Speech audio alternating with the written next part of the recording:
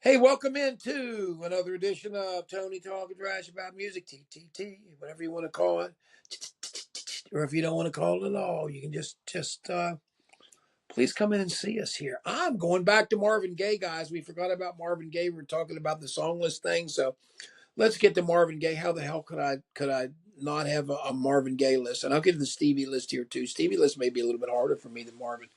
But let's go with Marvin. I'm going to just do 20 with Marvin. Marvin was a writer for part of his time. And I think when he became a writer, as I said, if you want to get the general gist of my countdown, I think that's when he became an artist, when I became most interested in it. I remember I tried to communicate to you guys what the Wake Up Cauldron was when I was this little boy heard what's going on the radio. It was like a cauldron it was a call to arms, man. I mean, it was. Wow. I mean, I didn't know that it was so great that they let him off the leash to make that kind of an impact. Because when you're my age and you don't know a damn thing and you can still recognize there's something going on, there's something big time going on, and there certainly was with Marvin. Then let's go through his top 20 here. I'm going to start back a little bit of an old one, stubborn kind of fella. It's not that old. It's a medium old here from this album of the same name. Great single, great vocal performance all over the radio, all over the place. Certainly belongs on any kind of greatest hits. I would guess it would be a little bit of a Captain Obvious pick for me. Number 19, I'm going to go with Heavy Love Affair from In a Lifetime. It's a little bit of an extra track that people, maybe a deep track that people don't know about. I like a lot of this record. I think this record is a little bit a little bit underappreciated. I think because the way it came out and when it came out and the struggles that were going on with the record company and his personal struggles, it made it a different thing. I'll go with the prim and proper number 18. Too busy thinking about my baby from MPG record. I like it. I just think it's a nice bridge of the gap from the old stuff to the new stuff. I always thought that MPG record of kind of being that way, kind of being a little bit of everything for everybody, man. He a little bit of his stuff, but he still kept the formality open, and the tall, dark, handsome man that could sub for Sinatra. It could be the black Frank Sinatra. That was still kind of alive at the same time. At the number 17, I'm going to go to the funky space reincarnation from the depressing but brilliant Here My Dear record. Um, kind of a strange statement to make. At the back of that, I kind of wonder at the back end of that, since how everything went. That was of all the sentiments expressed on that record. That's the one track that blows your mind. But what a great track, and it just shows you, what command he had for at that time to be able to come up with something like that. And likewise, not too far off, 1974, whatever, 16, Trouble Man, the soundtrack Trouble Man, the great shuffle the badass shuffle that just shut it all down, man. I mean, you talk about all of the soundtrack songs and all the music and Shaft, man, this is, to me, is on another level. I mean, I know that Isaac Hayes is great, and I could do a thing on Isaac Hayes too. I got pretty much most of his records as well. But I prefer Trouble Man, man. Number 15, the title track from the record that rocked my world, 1976, I Want You, from the record of the same name. I told you, I said I spent about a year listening to this record all the time, just going back and forth, studying for law, and it made me crazed. But anyway, that's number 15. I Want You. Number 14, from that stubborn kind of fella. The other big one from that, Hitchhike, which was I kind of like the energy of the track here, and it's the lyrics are kind of lightweight, but at the same time, what a good track, and it's really showing him to start to bust out. I mean, you can start to feel that, hey, this isn't exactly your run of the mill soul guy. There's a little bit of rock here too. There's he's coming on, because it really, that same time was the time of Rolling Stones and all these other bands were Beatles were kind of embracing the soul music. feeling here. Number 13, we're going to go modern back to Inner Lifetime for Love Party. It's just kind of a disco song, but it's a really nice, great vocal performance. I mean, at the end, he goes, time, no time, baby. At the end, real high, goes, no time, baby. I can't do it now. I bellow out loud. I don't want to distort the microphone. My voice is not good. I'd have to warm up to hit something like that. And then I'd make a fool of myself like I just did. Oh, my God. Anyway, that's number 13, Love Party. Number 12, let's stay sexy here with a trip to Let's Get It On with Come Get to This. Slow crawler, baby. This is one of the down and dirty ones that I love. I like, that's the portion of Let's Get It On that I do like. A lot of people, that one, I want you even more. They're like, it's a little much. Not for me, man. I think it's where we get down to the real thing. Number 11. How about the nice single last much longer? Ain't that peculiar? I love it. Moods of Marvin Gaye, man. Ain't that peculiar? I know I'm Captain Obvious with it, but I love his voice. His voice is, and those old songs of that from that era, the soul thing. There's nobody that really comes close. He is the king. Let's get to number 10. Let's go back to the sexy land. Let's get it on. Oh, babe. I remember watching Soul Train. Was Soul Train or one of those shows at the time? And he was on TV at the time, and I was a kid, man. I'm watching this guy walk through the crowd, and these girls are freaking like, I mean, they're fainting. I've never seen. He walks like right into the crowd, and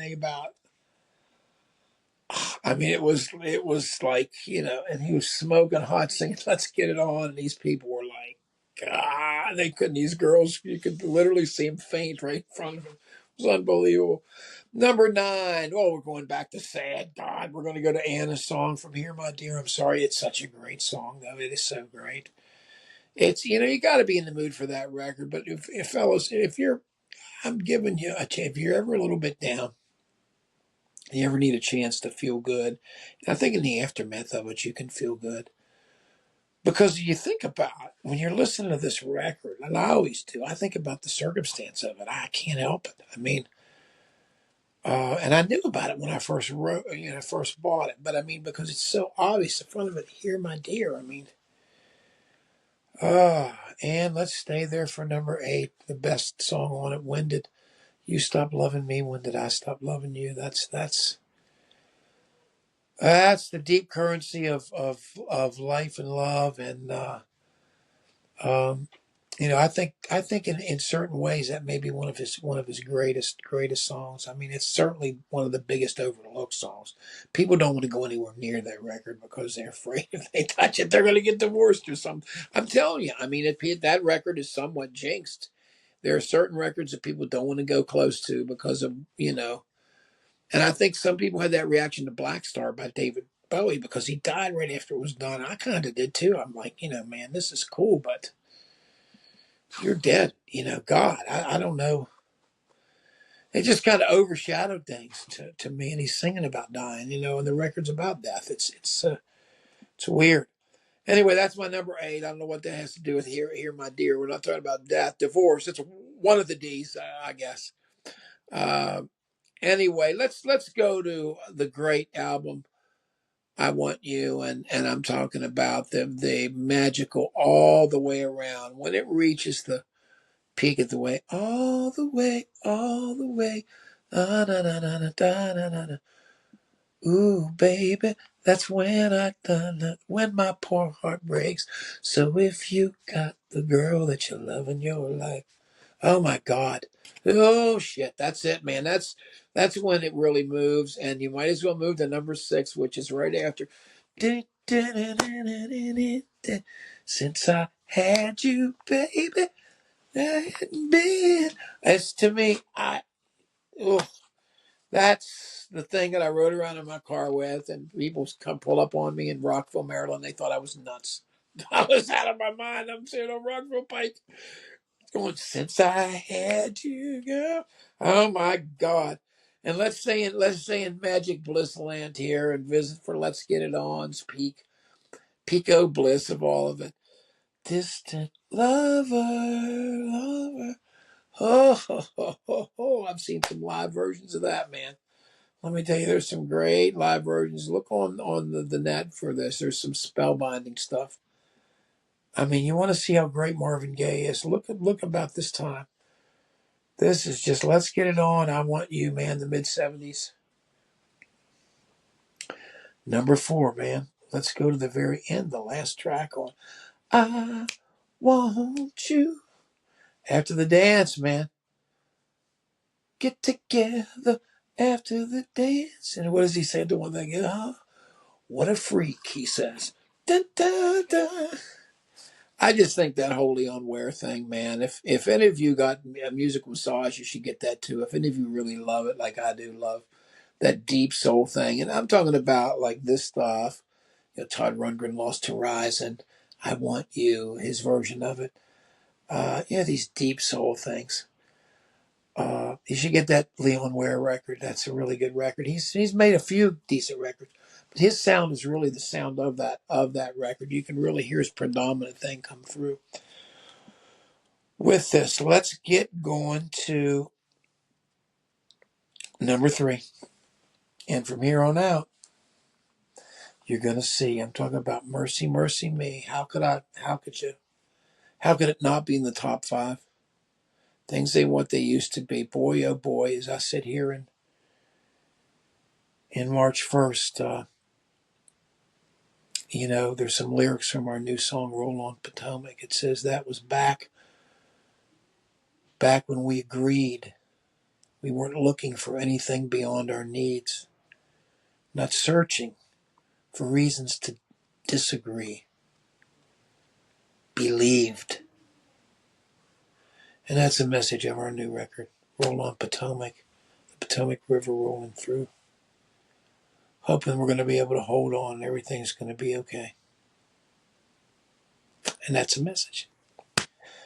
Number 2, Marvin Gaye. What's Going On? The title track to the magnificent record, as I said, changed my life as I sat in the IGA part of the A&P parking lot, actually. And I heard that. Da, da, da, da. Hey, man, what's it? These people talk, brother, brother. I was just, you got to be kidding me, man. I mean, I right away, music penetrates you to a certain point, but that was another level for a little boy from West Virginia who really wanted to do good, who really wanted good and wanted fairness for everybody. When I heard that song, that's the sound of goodness. That's the sound of the spirit of good.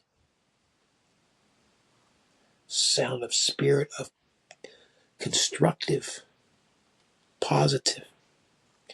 Much the same as I talked about in my Todd Rundgren videos. That, my friend, is the ultimate art. Because when enough people hear that, things can change. It's like some of Dylan's stuff. Things can spark a change. Doesn't mean it has to be any big thing, and I'm not trying to dream like some hippie. But change has to start somewhere. And if you're going to open your mouth and say something,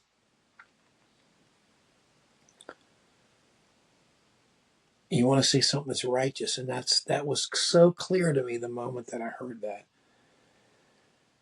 And while we're there, we might as well finish with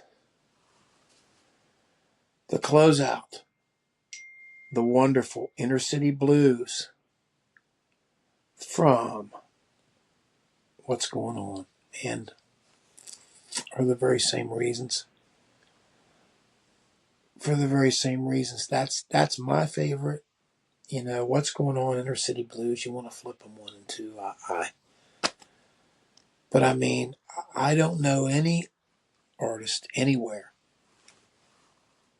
anywhere, in any genre, that would want top one, two, or three there that wouldn't salivate at his feet to be a co-writer on a song like that. Those songs will live. They'll be playing forever. The sentiment in it will be going and reaching generation after generation after generation, and it shall not diminish. It has not diminished. It hasn't diminished with the young kid picking up the record, doing his own hip hop version of it. You know how many people have been influenced by this? How many millions and millions of people? They have that kind of impact? Wow. Something else. Anyway, hats off to Marvin Gaye. This is his top 20. I'm sorry if I was sermonizing a little bit there at the end, but the music that meant a whole lot to me when I was young, and it really made me know that there was a way to work out there, and there was a way to get good, and you didn't have to be hard. That strength lies in softness. That's where strength is. True strength is.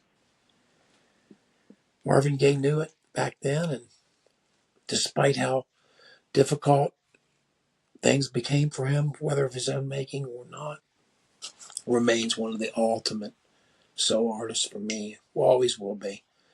Anyway, please hit the like button for me. Hit the like button. Hit the like button. I should be saying that up front, shouldn't I? Keep forgetting to do that. No. Anyway, please hit the like button for us. Well, yeah, and if you haven't subscribed, consider subscribing. There's another great video we did on Marvin Gaye. We have some other good artists.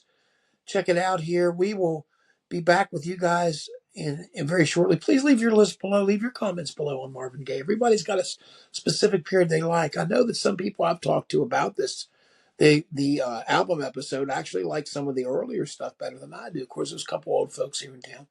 But anyway, welcome to Kaiser's coming soon, folks. We will catch you guys later. I think it's April something. By the time this goes, it could be April. We're that far behind. But anyway, we love you being here, man. Leave your list. Leave any thoughts that you have. Much love here. Going your way. Thank you very much for being along. We'll catch you next time.